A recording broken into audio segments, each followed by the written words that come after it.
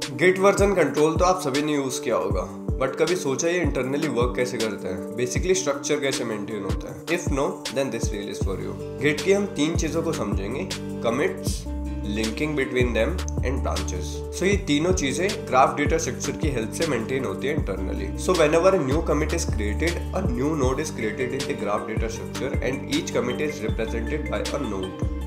अब जो भी एक नया कमिट बनेगा उसका एक पेरेंट होगा, राइट? एक प्रीवियस कमिट होगा। So there will be a directed edge between the current commit, for example C2 to its parent commit C1. So this linking is represented by a edge in graph data structure. So when a merge commit is created, it merges two branches. So there will be two outgoing edges from the merge commit to its parent, for example C1 and C2. But what is a branch in terms of graph data structure? So branch is just a pointer, and when the two branches are merged, basically a new commit is created जो दोनों branches को point करेगा with the help of directed edges.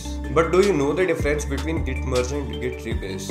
If no, then stay tuned for the next reel and don't forget to share this with your friends and hit the follow button. Thank you.